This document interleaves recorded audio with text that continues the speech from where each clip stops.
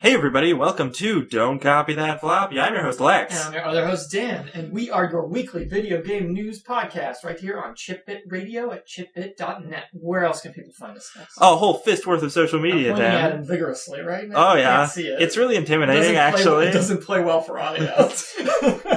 You can find us on Steam, YouTube, Twitter, Facebook, and iTunes. Yes, we have show archives on iTunes and on chipbit.net. And we will have a show archive on YouTube as soon as I get off my ass and encode those videos. You can do it. I believe in you. It'll happen.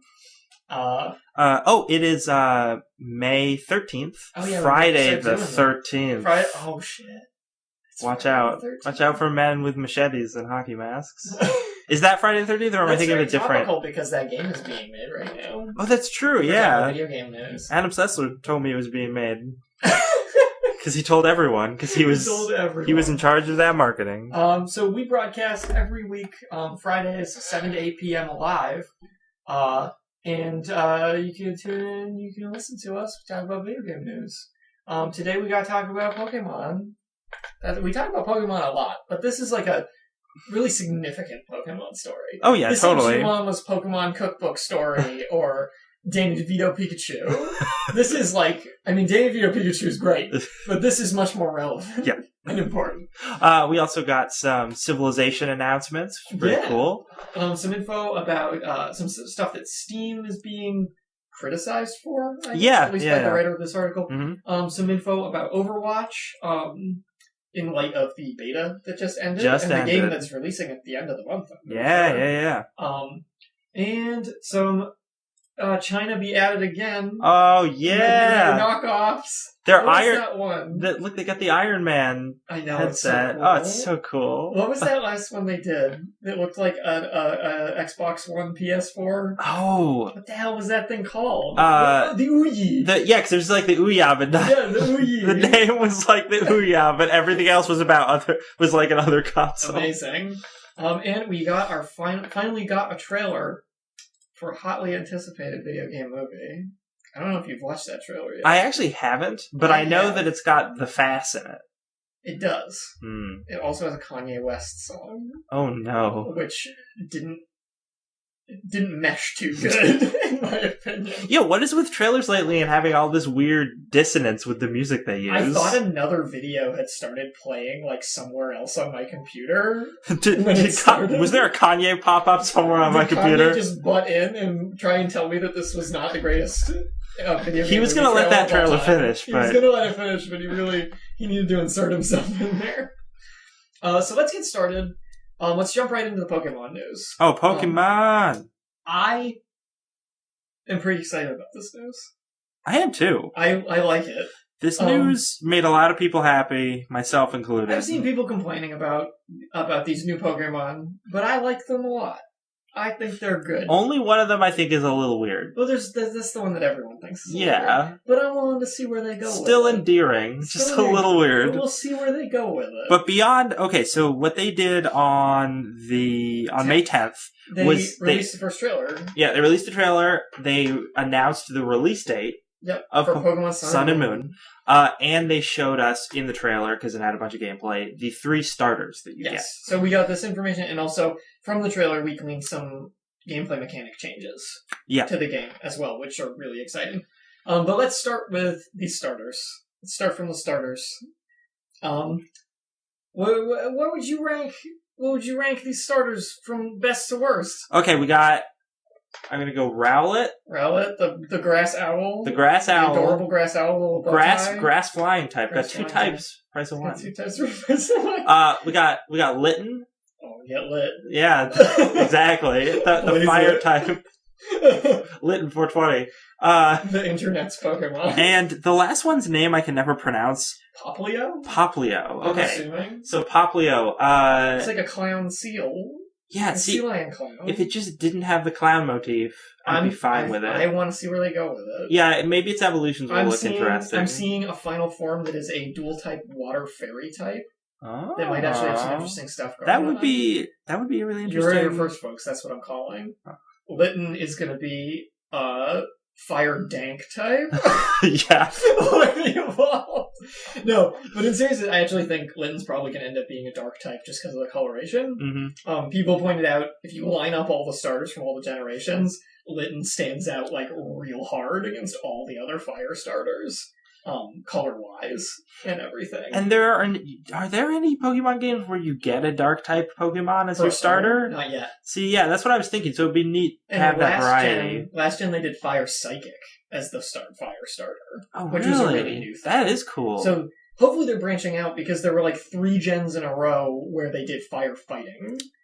And everyone was like, why do you keep doing this to us? Like, don't want this anymore. It was interesting the first time, but yes.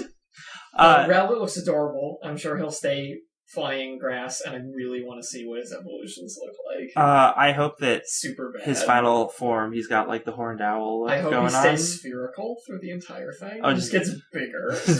Barn owl all the way. Yeah, his bow tie is great. The fact that his head swivels around like an owl is great. During gameplay, like when you're giving him commands, his head will turn around and look at you. Like, it's really cool. Litten, I hope, does not evolve into a bipedal creature of some sort. Oh, that would be so lame. I would hate that. I hope it just becomes a fire tiger. Yeah. That'd be great. That'd be sick. I'm totally cool with a fire tiger that looks high as fuck. I mean, it already looks kind of high. I know. The way its eyes are. The discolored eyes, like half closed. Yeah. He's a fire cat. He's like, dog. Bro, pick me. I'm picking Litten. I wasn't sure if I was going to get these games, but after watching the trailer, I'm like kind of sold already. I like the looks. Because the biggest thing, gameplay-wise, is no longer from a top-down, like an isometric grid perspective. The game looks like it now has just like free roaming walking around through these environments. And it's more from an over-the-shoulder perspective, which is crazy. It's like full 3D now. That's awesome. That's pretty cool.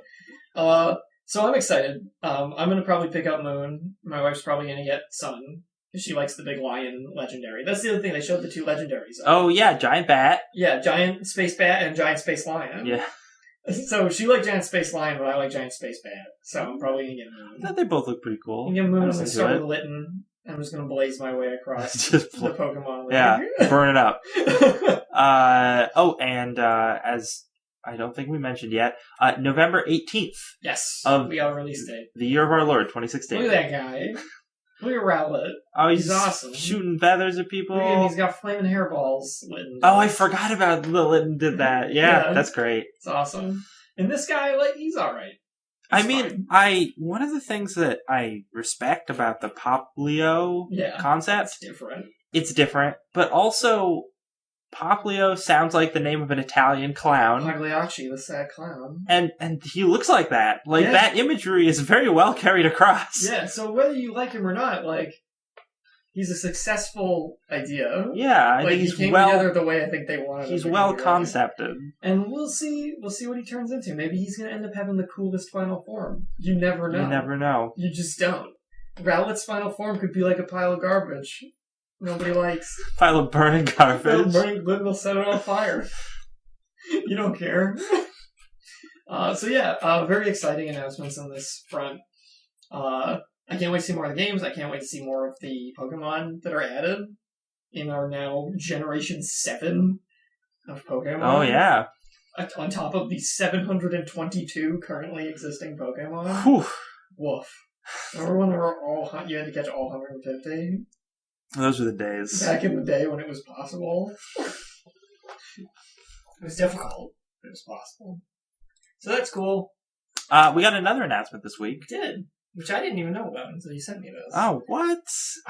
To be fair, the announcement trailer for this was not interesting. I mean, people were happy about it on the internet, but it's not an interesting trailer. Oh, it's just like a look at Gandhi and trains.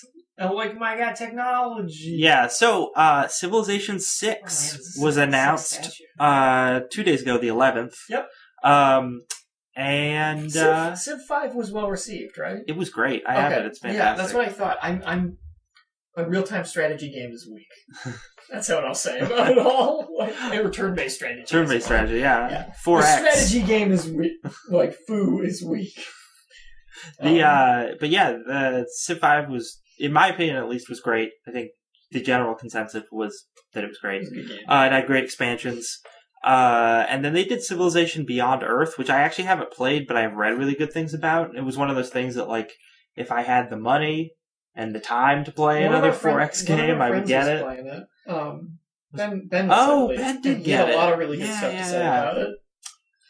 So this got announced. The trailer, I actually wouldn't recommend watching it because it's all just like old photographs. Yeah, it's just a montage of stuff, and then it's like, look, Civilization. And it's got voiceover narration that's like, and it's the voiceover narration is well written, I guess, but it's just about how like all mankind is constantly, building new stuff. It's so cool. You can build new stuff too. Yeah, but along with this, there was actual announcements about gameplay and some screenshots, which were much more important. Cool. And I don't know if I think I sent you the article about it. It should be in your email if you want to bring it up. Yeah. So there was an interview with lead designer Ed Beach, and he talked about sort of the new features of the game and what they're trying to bring to it. One of the first things everybody noticed with some of the screenshots is the art. The graphics are a little different.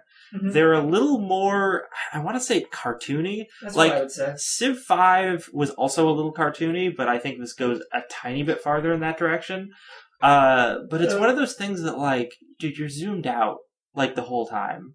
Or not the whole time, but like after you build your first like 2 cities, you're zoomed out so far that high levels of detail do not matter. Right. The art style, and I'm going to say this in no way meaning to disparage the game, reminds me of something Peter Molyneux would make. Oh, it totally does. It looks like a goddess type deal. Or black and white kind of style. Yeah.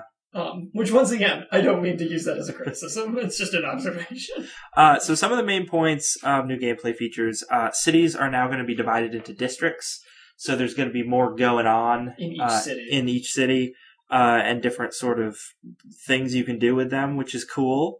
Apparently research is going to work a little differently. You're not just going to be like, I choose to research this thing. Gotta wait 12 turns for it to be done. I choose you. Yeah.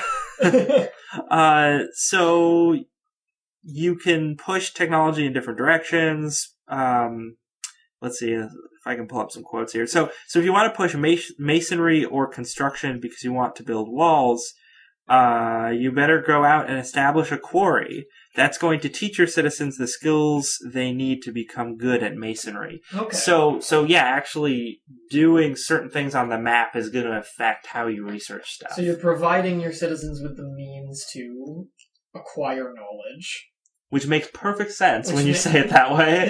Yes, you're providing your NPCs with the means to acquire knowledge to the point that they, on their own, almost figure out new technologies. That's an interesting way to go about it. Yeah, I think that's a cool idea. Yeah. It's almost more like reality. Yeah. It's like, hey, why don't we get a big pile? We've got a big hole of rocks. Why don't we go get these rocks and make stuff out of them? Let's figure out how to make stuff out of them. They're already here. They're doing it. Also, one of the things that's a little more straightforward and great is AI leaders have an agenda. So in Civilization, there's always been this stereotypical AI leaders for each race. Like, the French always had, like, Napoleon. India always had Gandhi. Yeah. For whatever reason. But now, some of those leaders are still going to be the same, but the leaders are actually going to run their civilizations in accordance with how that historical figure acted. Which has led to hilarious things in the past, where Gandhi would be, like, threatening you with nuclear destruction. Oh, yeah, because he was acting on, like, a general AI script. So Gandhi would be like, yo, bro, don't mess with me.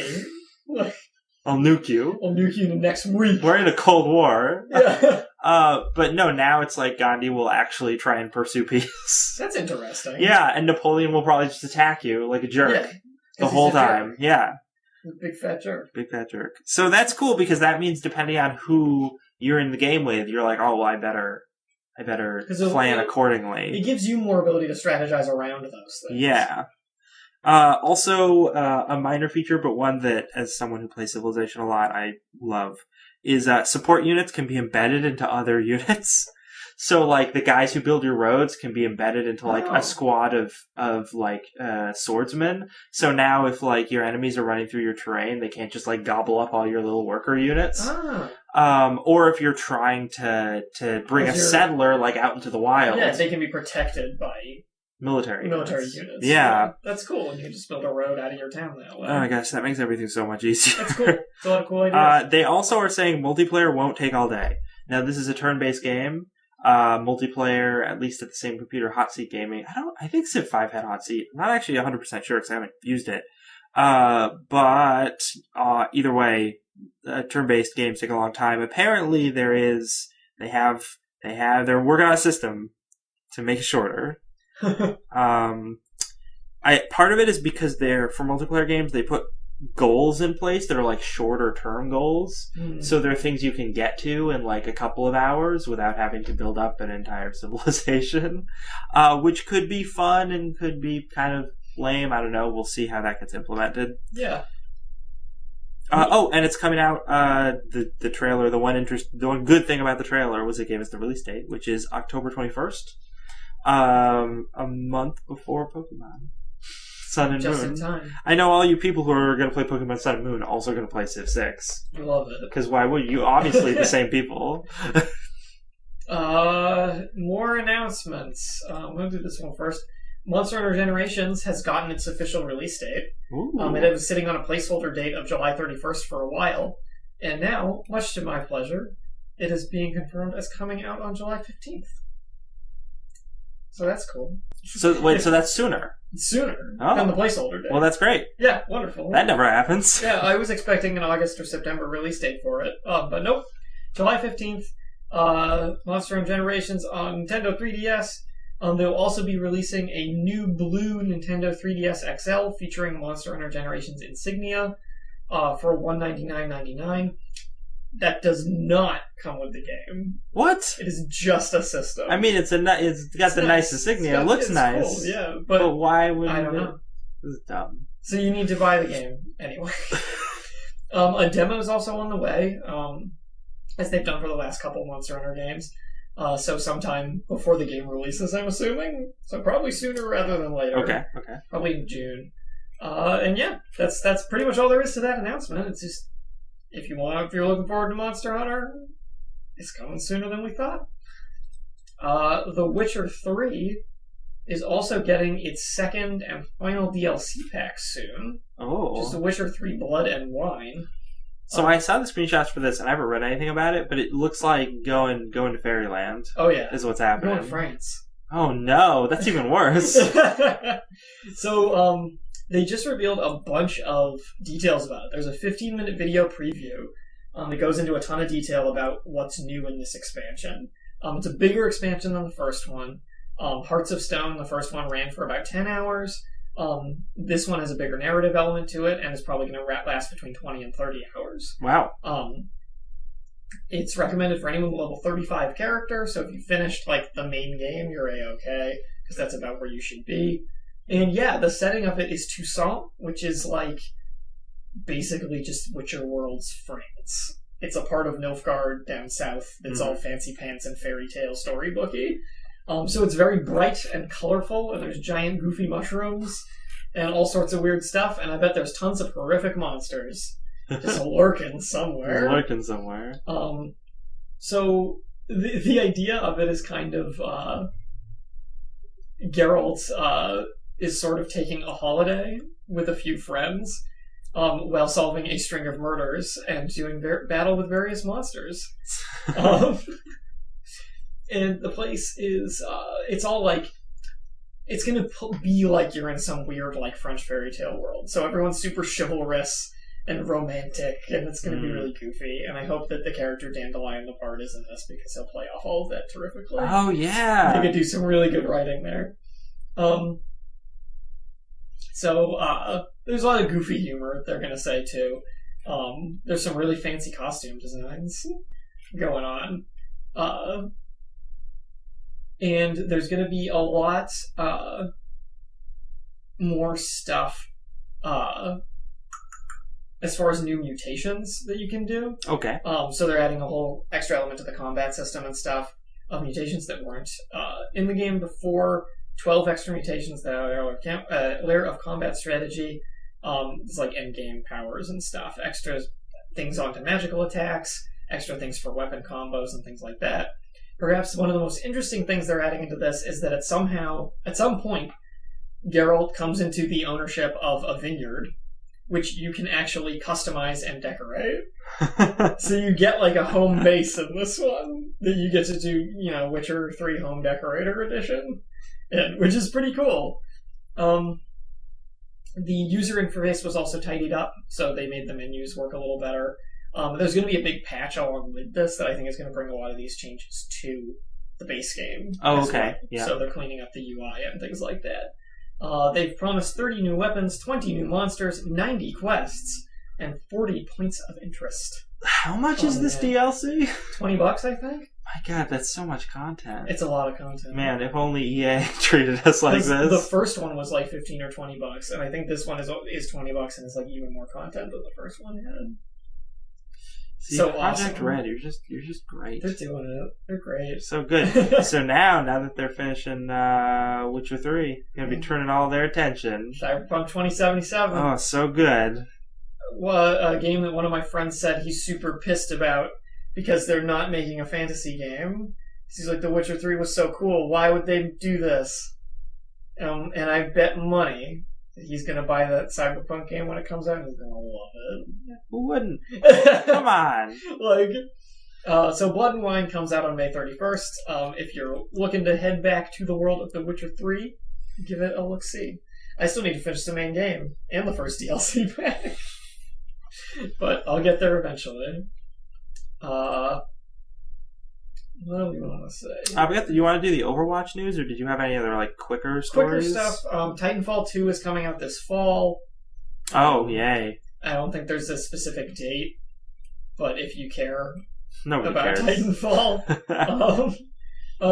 Battlefield 1 is also coming out October 21st, right alongside Civilization 6.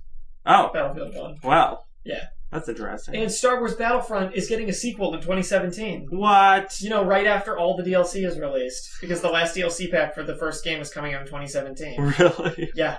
Wow. Yay. Man, they're at it again. You suck so bad. Don't worry. As soon as you finish handing over your $60 for all the DLC packs, we will release a new full-price $60 game for you to buy. Yep. With more content from the new movies. That's what they've said. It's going to have content from the new Yeah, isn't that's what I figured they were doing, was the next game is going to be primarily new movie content. Yeah. That seems to be the case. Although, now that I think about it, do we know when in 2017 it's coming out? No, it's probably in, fall. That's the thing, because the next Star Wars episode won't be out by then. Yeah. It'll be episode 8 coming out, the December after that. If it comes out in, November again, the game. Yeah. Yeah, you're right. So they won't. So the only new content they'll have to draw from will be Force Awakens. Yes. And then they'll release 4 $15 DLC packs, which include content from Episode 8. It's a depressing world we live in. Including old Luke Skywalker. Old Luke Skywalker staring. That's all he does in the... He just looks meaningfully at the camera. Kind of his eyes twitch a little bit. Is he gonna cry? I don't know. He knows Han's dead. So sad. Watched that movie on Blu-ray recently.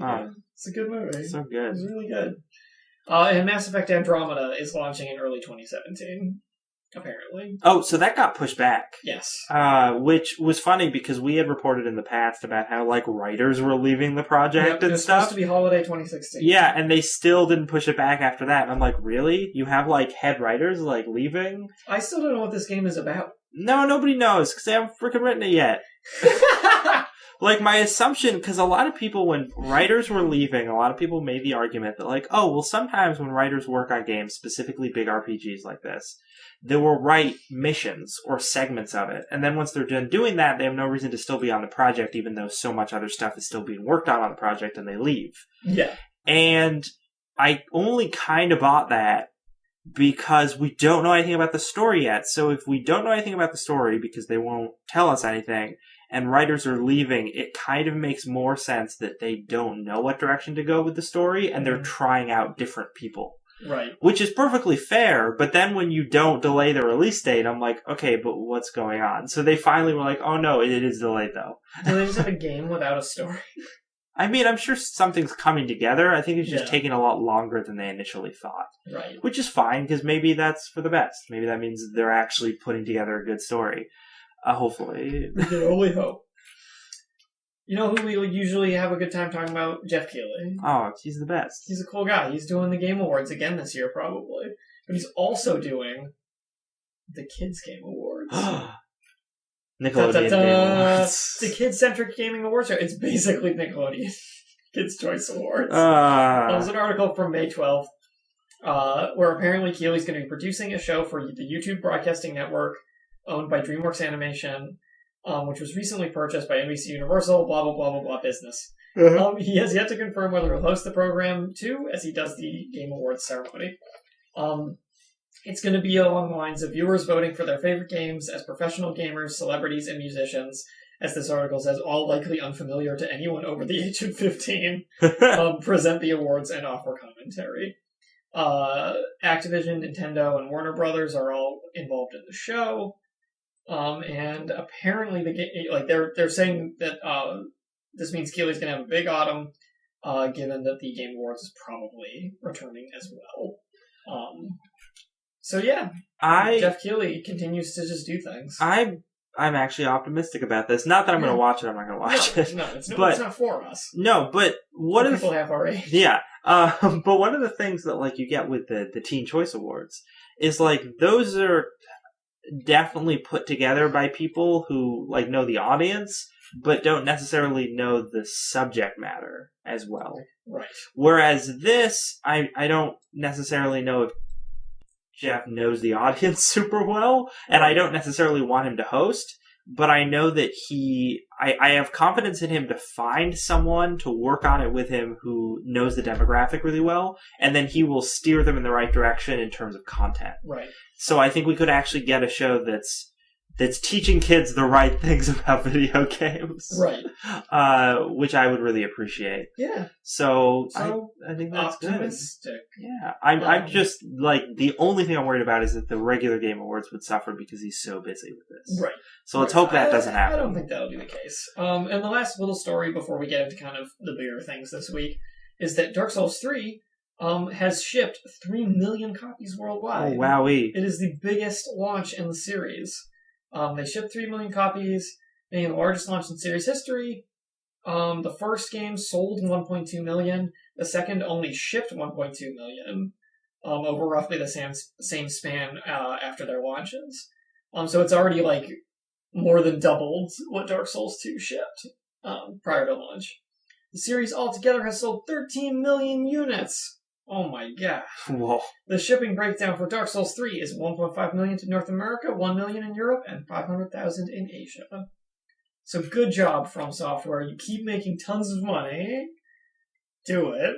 Do it. Make us more games. Making that quality content, you know? I'm excited because Miyazaki, the director of the Dark Souls series, has said that he wants to step away from fantasy and do a science fiction game. But he may be keeping it in the spirit of the Souls games. And I, for one, am 100% behind sci-fi Souls. Yeah, no, totally. That could be really cool. Especially since, at this point, there's been 3 Dark Souls games and Demon Souls. And Bloodborne. Bloodborne's a slightly different genre, but basically it's the same. It's more action. Yeah. I just meant in terms of the setting. Oh, right? setting-wise as well. Yeah, it's Victorian Gothic horror, more than medieval fantasy. But I think that in terms of that, you've done a great job. It's reasonable for you to walk away from that for a while now. I'd like to see them do kind of a dingy cyberpunk sci-fi kind of thing with the same kind of engine and gameplay. Get some Event Horizon going on. Oh yeah. Oh yeah. Be great. So good. Awesome. Warhammer 40k, Dark Souls style. Oh man, what if they partnered with Games Workshop to make a Warhammer 40k game? In that gameplay style? That would be so good. That'd be great. Oh man. Do we want to talk about this before the big stories? Actually, it's kind of just this. Oh, yeah, what was this? So this is an article from May 12th on Polygon that is a report that apparently, according to people who have since kind of come out of Microsoft and talked about this, Fable Legends being made by Lionhead Studios, which is no longer with us. Yeah, the studio was canned along with the project. Right. It was a $75 million project that nobody wanted to work on. This free-to-play online game was a controversial project, according to Eurogamer in a detailed report on the studio's closure.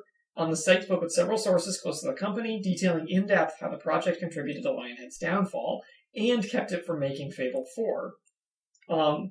People knew internally that the game wasn't incredibly fun and lacked features that a free-to-play game should have, but still it continued on in development, even though staffers expressed disinterest in it.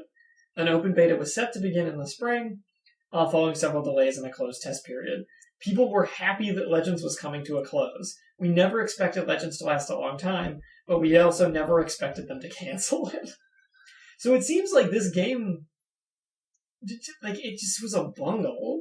It wasn't a good video game, and they were just being made to finish it. Yeah, it sounds like they were like, hey, can we make Fable 4? And then Microsoft was like, why don't you make a free-to-play game instead? But that's profitable. Yeah. Profit margins, prosumers. Microtransactions. Yeah. We want that. So they were like, fine. And then the project ended up taking way longer than expected. And then Microsoft just canned them before they even released it. I mean, it's really... The person who comes out worst in this is Microsoft, because they shoveled $75 million into a game that never got released. It was nearly finished, too. They were right on the cusp. They should just... because that's what we were reporting on when we reported that the studio closed, because we were assuming that the game was almost finished. Yeah. So why didn't they just let them finish it and put it out? Because even if it only made a little bit of money, at least they're making something. Yeah. Instead of the nothing that they made by canning it. Yep.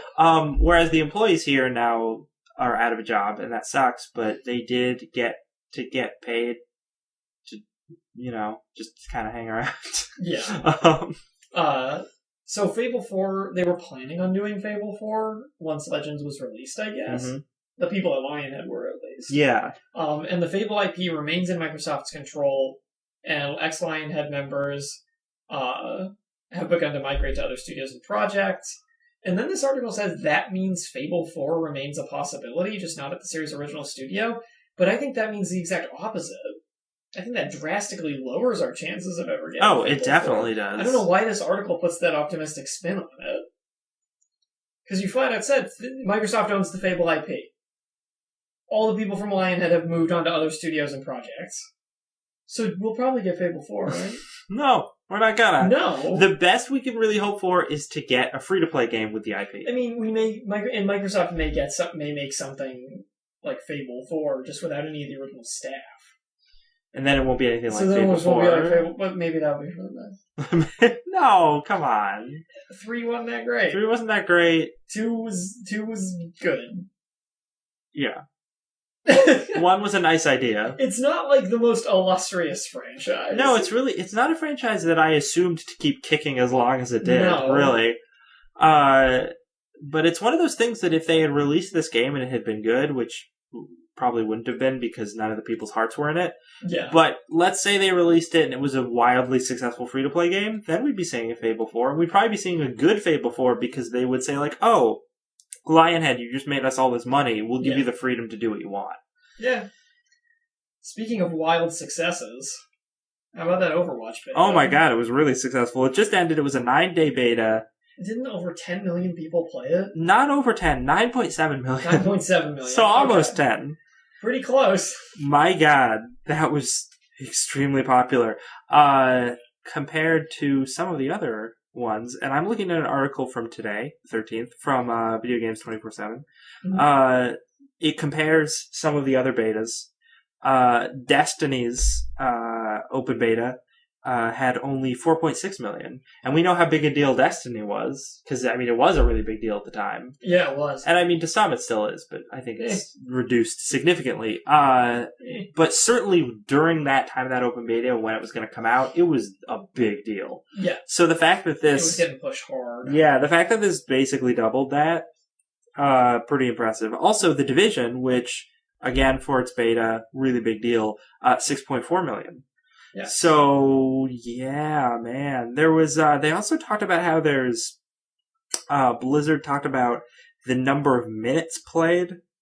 They got 4.9 billion minutes. And I guess that was, I think it was The Division that released the number of minutes or hours that had been played for their beta as well, which was baffling at the time, and now I guess Blizzard is doing it because they're like, well, I guess people do that, so we should release that information. Yeah. And The Division lasted 6 days rather than 9, but it still had significantly less playtime. The other thing, and I don't think it listed here, but it was I read it somewhere and it was super interesting. The Battlefront, Star Wars Battlefront, open beta had less people, but not like a huge amount less people, but the number of minutes played was like way lower. So, which totally makes sense because the big criticism of that beta was you go on and you play it for 3 hours, you unlock everything and you're done. Yes. So I guess this is telling us that not only is Overwatch, do a lot of people like it, but it has a lot of replayability to the people who like it. Which is better because it's a MOBA style game, so that's all you do. Yeah, that's true. You play it. So, Blizzard has a lot of reasons to be happy about this. Definitely. They have probably made another, Titanic franchise that they are about to release on us. In between this and Heroes of the Storm, they will milk all the money out of everyone in the history of the universe. Blizzard they just print money. And Hearthstone. This is... And World of Warcraft. The only thing that I hope is that, they don't exclusively move into this format of game. Of the sort of free-to-play games, which I'm worried that they might do because it's just working out really well for them. I don't see them being... I totally lost my interest in Blizzard as a company. I mean... And it hurts me to say that. It's because you don't like those kind of games. No, I don't. Which is fine. I mean, I like Hearthstone. I don't like MOBAs. I like Hearthstone, but I'm not crazy about it. No, I'm not really crazy. I played it for a little bit, and it's like, it's good. And it's fun. Yeah, like me too, and I'm like, this is great, and I keep meaning to get back into it, and I don't. Because just those kind of games don't hold a huge amount of appeal for me. But like the things that I've always loved from Blizzard is Diablo 3 wasn't amazing, but StarCraft 2 was really good. So I would love to see a StarCraft 3, a Diablo 4, or another Warcraft game. Yeah. And because Warcraft. Yeah. World of Warcraft. Yeah. And because of this, it seems unlikely that we're going to see that. Yeah. I don't know. Maybe the Warcraft movie will be wildly successful, and they'll be like, "Oh no, let's make a Warcraft game." I don't know about that. Yeah, that's not gonna happen. That's wishful thinking. I've been keeping up on those trailers. Yeah. I just don't. Like a less offensive Gods of Egypt.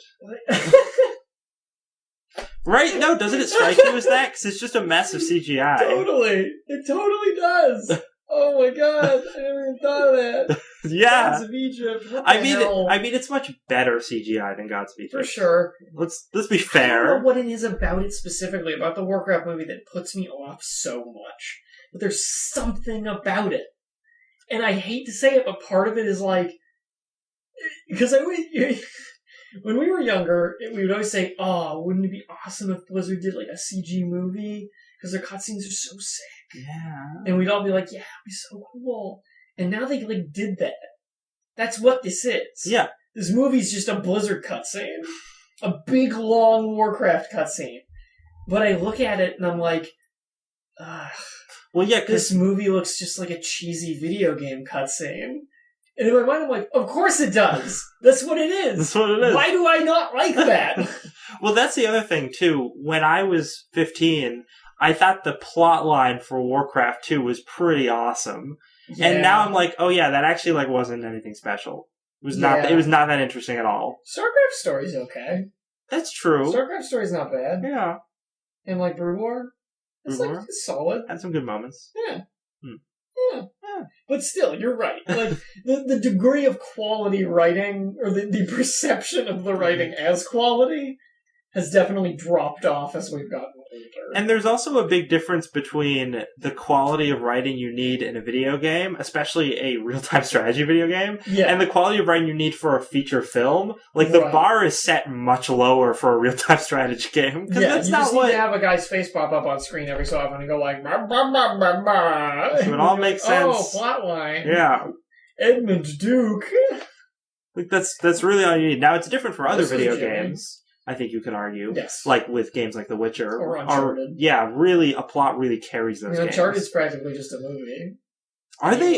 You think they're going to make an Uncharted movie? I feel like they are. Why bother? I mean, it would be... The games are just a movie. I mean, that's true, but they're going to make another Indiana Jones with Harrison Ford. And I feel like if they just made it Uncharted instead, that would be so much better. Yeah, probably. So also about Overwatch, there was another little off topic there. Another little Overwatch article from Destructoid, also from today. I found it on Polygon as well, but same thing. The Blizzard has in the BattleNet forums have made a decree, and that decree is that hey, if you cheat at Overwatch, you're permabanned. You will be banned forever. It's done. No tolerance. Yep. How do you feel about this, Lex? I think it's fine. I do too. I'm fine with it. I have zero problem with it. Because who's going to complain about this? Scumbag cheaters. Scumbag cheaters. Yes, they deserve to die, and I hope they burn in hell. I mean, I think that there is a small number of people, and this is probably not going to happen in Overwatch, but there have been games in which cheaters have been banned because there was a glitch in the game that they were unknowingly exploiting. Okay. Because the game was glitchy, and then they got penalized for that. But the thing is, Blizzard's actually really good about not having glitchy games. Like, they're one of the few companies. They don't let a lot of bugs through, typically. So, that's really, I don't think there's going to be a lot of that. Also, we didn't get reports of that in the beta. Does this include exploiting bugs? Mm-hmm. Because it shouldn't. Hopefully not. It shouldn't because it should not include exploiting bugs because a bug is part of the game that is not functioning properly. And as long as it is not functioning properly, it's pretty much just a part of the game. Yeah. You can just do whatever you want with it. The onus then is on Blizzard to fix that bug. Yeah. So players shouldn't be penalized for that. But if a player is knowingly utilizing cheating software... And that's one of the things they talk about in the BattleNet post, is they specifically reference third-party software or bots, stuff like that. Yeah. Then you'll get permabanned, and that's fine. Yeah, I don't have a problem. That's totally fine. I mean, it was one of those things where, in a lot of Blizzard's other games, it was annoying and people got banned for it, although usually not permabanned, but it was less of a big deal. Like, when you use bots in WoW, you're using bots so that you can, raid and level up and then make your character cooler, or farm gold. And sometimes there are problems with, them selling stuff for real money, and that's a big issue. Yeah, you mess with, a server's economy. Yeah, but you're not actively making the game less fun for other people when you do stuff like that. Whereas in Overwatch, which is a MOBA, if you're using cheats to win, you're just making it less fun for everyone else.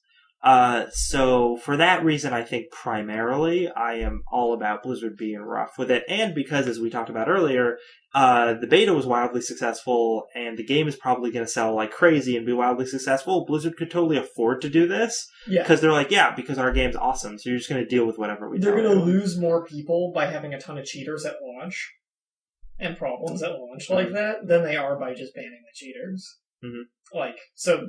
They lose out on less people if they just kick the cheaters out. Right totally. So cool. I think that's cool. So if you're going to play Overwatch, don't cheat. Don't be a dick. Yeah. Seriously. Jeez. Just have Chinese Ice Lady beat up Pigman instead.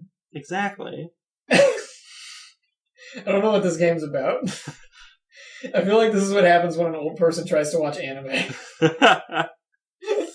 It's just a baffling collection of colors and screaming.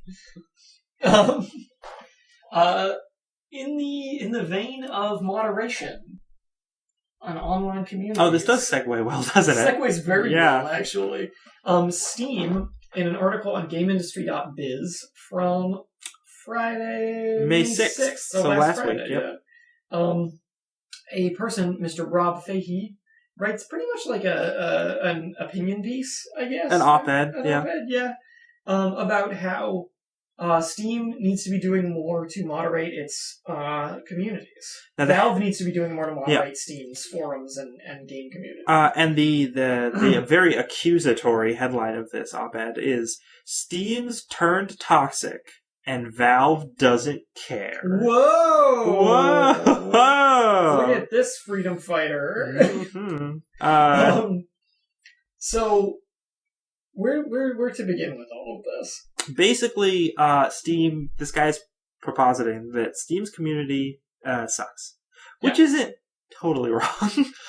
I think it's like half wrong. I think he's being dramatic. Yeah, I think he's being dramatic. Like, he sets the overly dramatic tone with the title of the article and then just goes on to be, like, maybe a little more reasonable, but still overly dramatic. Yeah.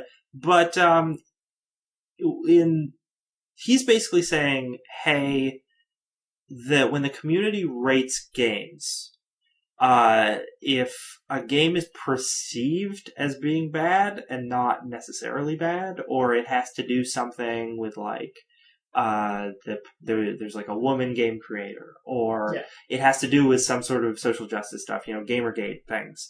Then yes, perfect example.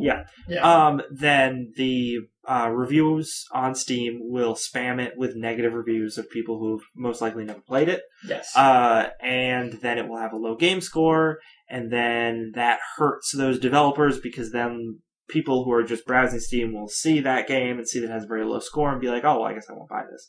And then he also talks a little bit about the different forums and things on there where people spew a lot of hatred.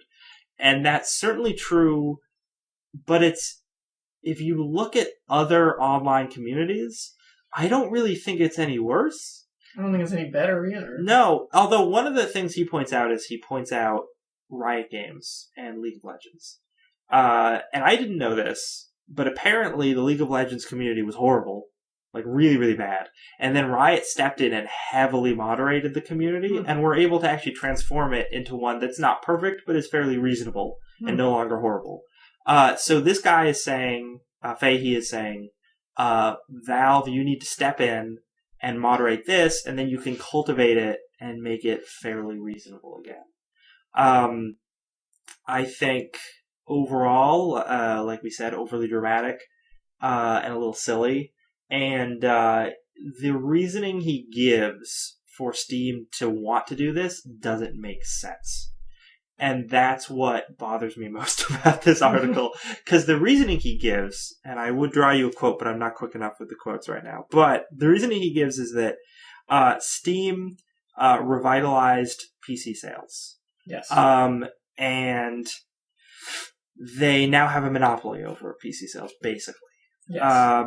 So if they let this community continue to be toxic and get more toxic, then potentially that will drive away sales, and then a competitor to Steam will show up, and people will be like, well, their community is less toxic, so I'll shop there, and then Steam will lose money in the long run. But I think that argument is totally ridiculous because, A, they've monopolized it extremely successfully. We have seen competition come up, like good old games that have been completely unable to compete in a significant way. Yeah. And if another, like, is the community what is going to drive people away from Steam? And I would say no. It's the price points are what's going to drive people away from Steam. Yeah. Also, it's a problem that may happen, but definitely hasn't happened yet, so why would Steam start trying to circumvent it if it's not definitely going to happen? Right. Like, that seems like a waste of their money and time. Even though they have plenty of extra money to spend, they could certainly afford it if they wanted. Right. So he's talking about how, like, his whole community, oh my god, the community's so bad, oh my god, the community's so bad. Part of me wants to just say, so what? Like, it's the internet, dude. It's the internet, man. People are going to be jerks no matter what you do. People are going to find a way to be jerks. You can't fix every problem. You just can't. People are going to blast games for whatever reason they decide to blast a game's review score. They're gonna. It doesn't matter how much moderation you put in. People are going to find a way to do it. people are going to be jerks to each other on forums. That's gonna happen. You know what I use Steam for? I go on and I play games. Yeah. I don't actually interact with the community that much, which is a bad thing to say because we're on the Steam community as our show. Yeah, but it's not that's not the reason I use Steam. Yeah. And then maybe it is for some people, but even then you stick to the groups of people you want to talk to and you just ignore other people. A part of this that always comes back to with internet moderation is, why don't you just not pay attention to the people being jerks? You can totally do that. In the majority of cases, you can do that. I get it when there's somebody who's being, really badly cyberbullied. Mm-hmm. I get that. But those cases are way fewer and further between than just general dickery on the internet. And general dickery on the internet, just ignore them. I saw a quote, there's a quote that gets posted online a lot of some dude basically responding to some accusation of cyberbullying by saying, they were getting cyberbullied. What do you mean they were getting cyberbullied? What are you talking about? Just walk away from the screen. Just don't look at it. And there's a person who thinks it's completely ridiculous, and I kind of agree. In a lot of cases, you can kind of just ignore it and get away from it. Now, I think there are certainly cases... There are severe cases where that's not an option. I think it's really mostly cut deep and attack you personally. Yeah, and when you're like a female game developer, and you're constantly hounded on all social media, so you can't actually do your job, right? And that, those are things where that's obviously cyberbullying, and we're behind you, and it's cyberbullying that can't just be shoot away. Yeah, but one of the things he mentions in this, one of the big quotes that is pulled is that Steam is almost entirely unmoderated and Valve makes pretty much zero effort to rein in any behavior on its platform that isn't outright illegal. Now, when you're doing things like doxing people, in extreme cases of cyberbullying, when people are getting doxed, when people are being significantly harassed on the internet, that is illegal. Yeah. So, Steam would probably step in and do something in those situations, which they should. So I have two more points about this. Okay. I want to bring up. One is that one of the things he's propositing in this is that people, when people see these scores, these really negative scores, then they're not going to buy the game. There have been multiple studies that state there is really no statistical correlation between that. No, people are going to buy a game they want to buy. Yeah. Because it's cheap, or just because they think it looks cool. Nobody uses the Steam review score as their end-all be-all of whether they should buy a game. Or such a small percentage of people that it's really probably not affecting your sales that much. Digital Homicide, right? Their game was awful. You could tell by the trailers it was awful. Mm-hmm. And then they got spammed with negative reviews. And then they said, well, now no one's going to buy our game. And I'm like, well, dude, no one was going to buy your game beforehand. Yeah. Because your game looked awful. Be careful, they might try and sue us. Oh, no. Listen, we didn't do our weekly update on their It's fine. I'm sure it's sad. I wonder if they have more than 10 people. I'll look it up right now. But no, so the other thing that I want to point out is that a lot of people have read this op-ed and oh yeah, look at that. They have 11 people. And they got 11 people, and they raised $425. Look, they even have they have subpoenas. Well, those were already up there. But that's because 3 days ago, someone gave $200. They bought binder clips. Now it's serious. So they've made a little bit of progress. So instead of being at $225 out of $75,000, now they're at $425. Man, the fact that somebody just gave them $200 is crazy to me. Who is that person? They did it 3 days ago. The biggest fan of Slaughtering Grounds ever. But, okay, so the final point I want to make about this op-ed is a lot of people have read this, and I've seen in the comment section people screaming, freedom of speech! You can't moderate this stuff. This is terrible. This goes... Yeah, no, you totally can. People who say that really annoy me because you don't know anything about the First Amendment. The First Amendment says the government can't stop you from saying stuff. Yeah. Specifically, the government.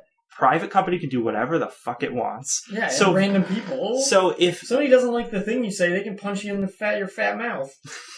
Like, people act like saying freedom of speech gives them immunity to any and all repercussions of what they're saying. It's really not. Which is not at all what it means.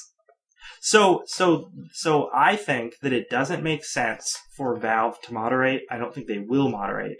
But if they decide to heavily moderate, I really can't say anything against that because they can totally do that. And it wouldn't, it would totally be within their purview.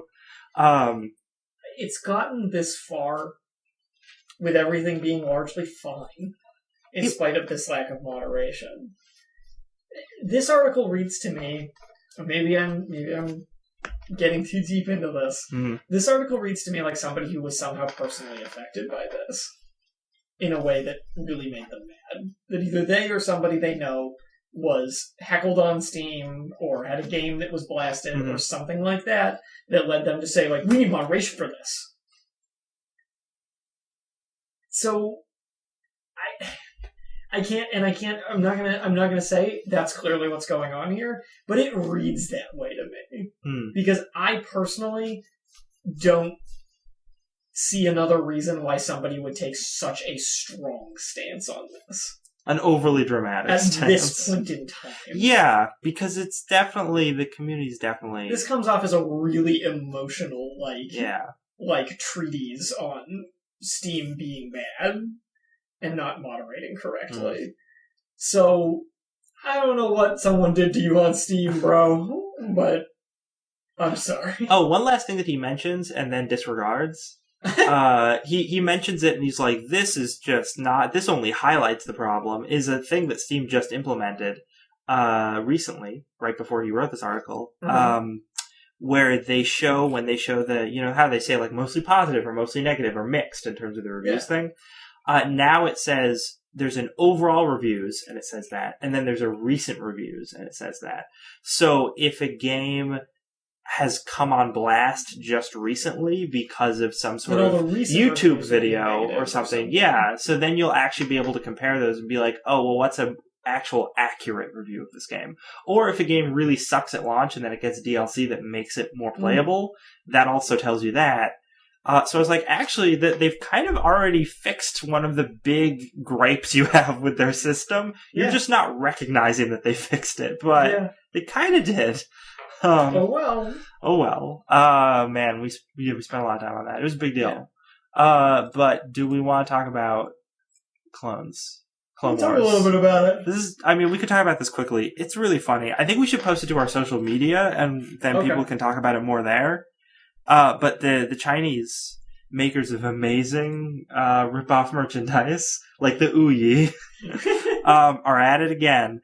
And they have made $130 Oculus clones.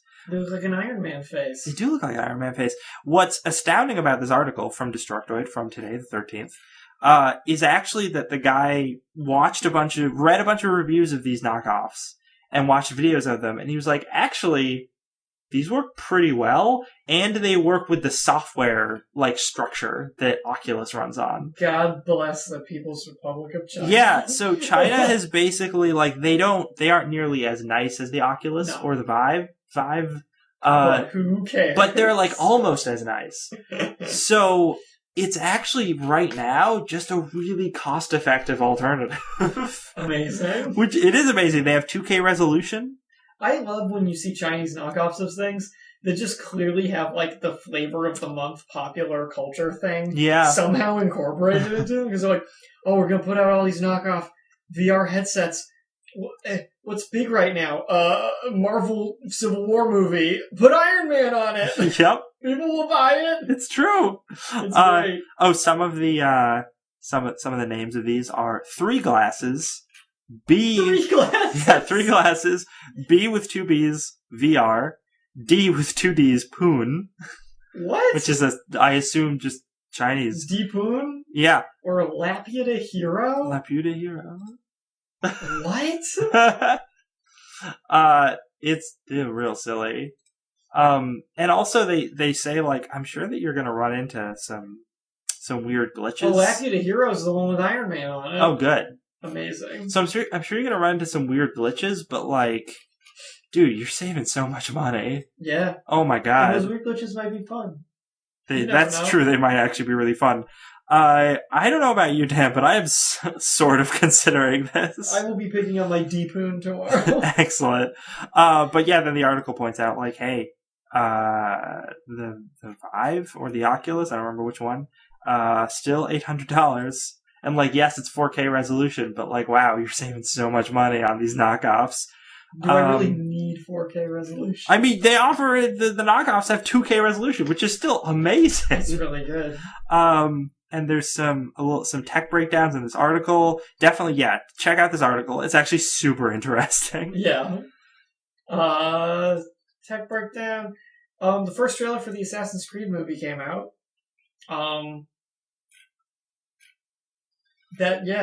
That's about it. The Fassbender. There's a guy jumping off a building and stabbing people with a wrist blade, and there's a weird machine that brings you into your past lives, and they say the word assassin, and there's Kanye West music. And there's a Fassbender and a pretty girl assassin for him to have a love interest with. Great. I'm really excited.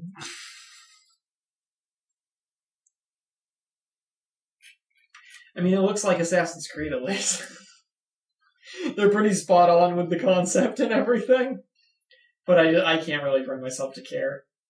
The trailer came out on the 11th, so if you haven't seen it yet, go check it out. Go check it out. What video games just came out? Oh my god. Battleborn just came out. Like a week ago. I'm excited to see how Battleborn is going to stack up against Overwatch. Yeah. It's going to get annihilated. How what's going to stack up against Overwatch? Excuse me? Battleborn? You implying something is going to stack... What game is that? What game are we talking about? About. Are you talking about... You're talking about just Overwatch, right? Yeah. There's no other game like that coming out anytime soon, as far as I know. What about the one with the giant monster? And that's the twist. What was that called? Who cares? You mean the gorilla in Overwatch? Yeah, are you still talking about Overwatch? Are we talking about Overwatch? Did we ever stop talking about Overwatch? I don't think there's a game that came out recently that I don't think there's any other games like that have come out recently. No. Nothing worth talking about. None that anyone's playing. Superhot came out on Xbox One. Stellaris, which is like a sci-fi strategy game, came out and is apparently pretty cool. Cool. It's like a grand strategy thing. I was kind of thinking of checking it out. It's got kind of a Masters of Orion vibe going on. Mm-hmm. Uncharted 4 came out on the 10th. Final Fantasy X and X-2 HD Remaster came out on PC. Wow. Get it. Yeah, I remember seeing the ads for that, and I was just like, ugh. Super Meat Boy on the Wii U. And Doom came out today. That's the new one. Oh, I forgot that was coming out so soon. Came out today. Homefront: The Revolution on the 17th. What the hell is this? What is this? Ugh, more of this crap. You gotta defend the city of Philadelphia against the North Korean invasion. The Division. So stupid.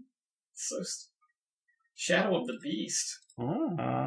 Oh my god, that looks awful! Yeah, that looks real bad. That character design is the worst! Hey, go ahead and look up Shadow of the Beast for the PS4. It's a PS4 platform game. What is this? Oh my god. Oh no. The main character's name is Arbron.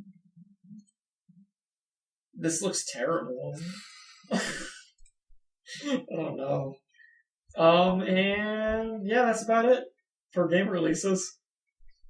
So check out Shadow of the Beast. First chance you get. Forget these other games. Yeah. It'll be a good time. So that's about it for the show for tonight. We covered all our news for this week, and then some. Anything else? Any other knowledge you want to impart our listeners with, Lex? Like maybe where they can find us. Well, you can find us. I have another thing to plug too. But, okay. But you can find us on all sorts of social media, such as Facebook, Twitter, YouTube, not Twitch, Steam, and iTunes. On YouTube, we have a recent show archive. Also, we're working on the older episodes as well. And we're going to be posting those to our Facebook, and definitely talk to us on our Facebook because we post there pretty often and would love to hear from you. On Twitter, certainly wouldn't mind some tweets. And, you can check out full show archives on iTunes. Subscribe, write a review, it'd be great. And full show archive on the chipit.net site. You can't rate on there though. There's no function for that. But also, speaking of Chipit, 3 new shows incoming for Chipit and a website redesign. Looks great, got a new logo, looks so cool. So exciting stuff happening on the station, Nice. in the next couple of weeks. One podcast I will be involved in, which is going to be about comic books. I ain't doing shit. Yeah, you're not doing extra stuff. And also, what are we doing? We're still working on a Patreon, and that's probably gonna happen real soon. Probably soon. So check that out. Check out our social media for updates on that. Yes. But I think that's everything. That sounds like that covers it. Oh, so until next time, remember, don't copy that floppy.